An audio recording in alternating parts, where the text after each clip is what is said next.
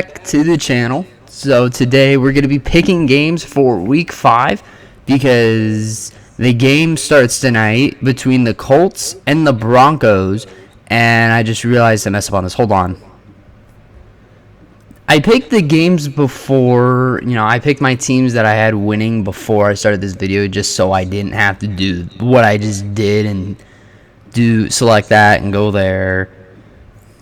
Let me make sure every other pick is right. Let me see. Okay, yeah, that was the only one that I messed up on. I had the Broncos winning tonight. And the reason I had the Broncos winning tonight is because while they're both hindered with injuries, I think the Jonathan Taylor does affect them a little bit more. And I think Shaq Leonard's injury definitely hurts the Colts as well. Javonte Williams is going to be missing in action with the Broncos tonight. But I think being at home will somewhat help the Broncos, and I have them winning on Thursday night. I think the Broncos take this one by a final score 21-10, and I would watch both the running backs for fantasy purposes, Nyheim Hines and Melvin Gordon, because their number one backs are gone.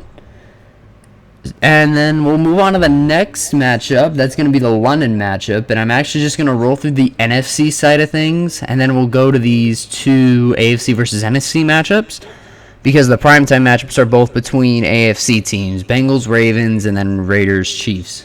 So we'll go to the London game, the second one of the season. I'm 1-0 with that so far because of a double doink. Thank you, Will Lutz.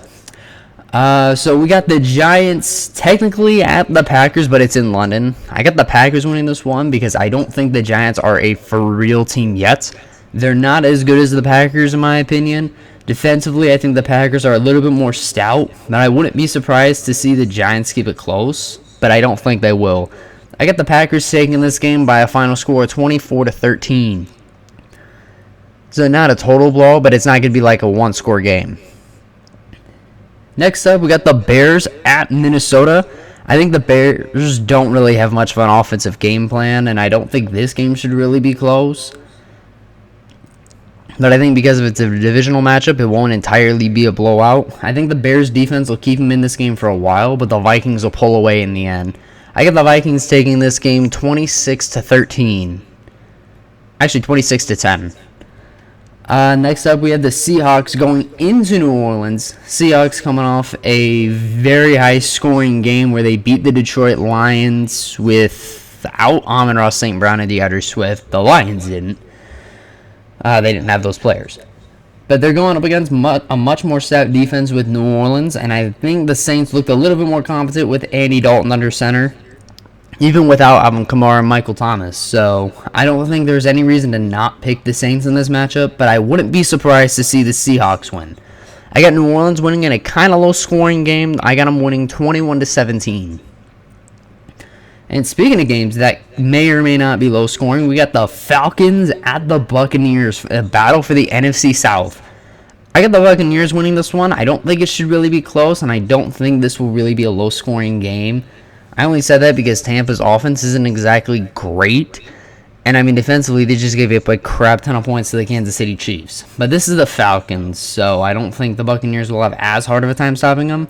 I got Tampa winning this one 34-17 because I think Atlanta will find a way to put up points. And this game really shouldn't be close either. The next one, we got the Niners at the Panthers. Niners should just absolutely destroy the Panthers. I said the Niners, right? Regardless, I got the 49ers winning this game by quite a bit. Their offense will be just enough. I got them winning 27-10. It shouldn't really be all that close. Panthers really need to get rid of Matt Rule. Next up, this one should be a little bit closer. We got the Cowboys going into LA. I get the Cowboys winning this one just because I think their defense is going to be able to stop a struggling Rams offense. There's still plenty of time for the Rams to get it figured out, but I mean, it's not looking pretty for the Rams. Cooper Rush is undefeated in his career, so I get the Cowboys taking this one by a final score of 20-17. And then this one, along with Steelers-Bills, I think this is a trap game for the Eagles. They've been hot to start the year, the only unbeaten team left. But I think they should be able to pull out a win against the Arizona Cardinals, who are coming off a win against the Panthers. Don't be surprised, though, if the Cardinals keep it close, because I think this could be a trap game. I got the Eagles taking this game 28-17.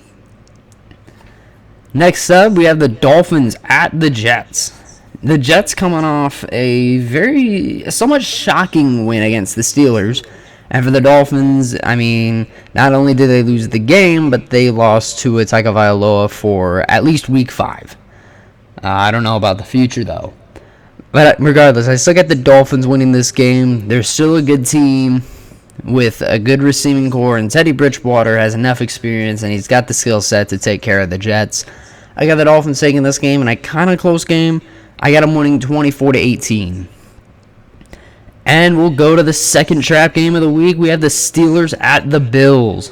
The only reason I say it's a trap game is because we have a crap ton of injuries, but that didn't stop us from keeping it close with the Dolphins and then beating the Ravens the following week. I got the Bills winning this game. I don't think it should be close, but you never know. With this season, it's pretty wild. I got the Bills taking this one 28-13. And next up, we have the Texans going into Jacksonville. And going into this season, this was probably going to be a game of who was the worst team in the AFC South. But I think we kind of already had that figured out. Sorry, Texans fans.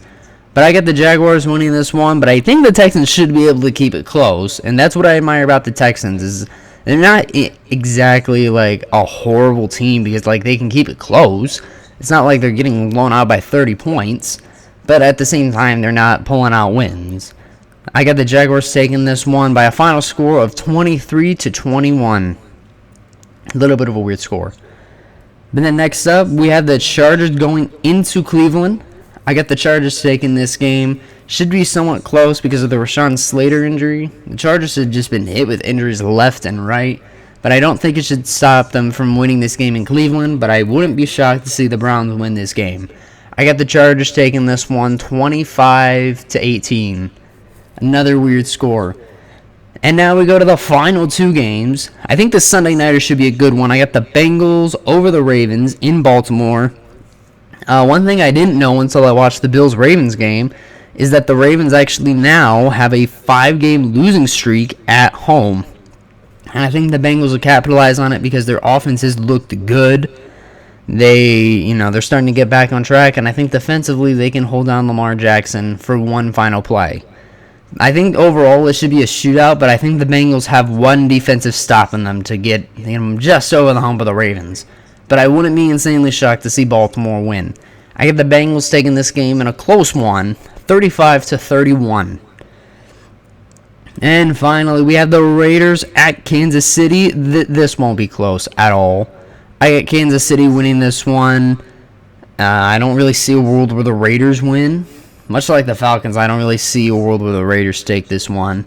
Unless they absolutely neutralize Mahomes, which will not happen. Mahomes is 7-1 in his career against the Raiders. I was looking stuff up this morning about the Chiefs-Raiders, and there are so many jokes about Kansas City and how it's Raiders week this, it's Raiders week that. But I got the Kansas City Chiefs taking this one over the Raiders. Unfortunately. I got the Kansas City Chiefs taking this one 37-13. I don't think it's going to be close.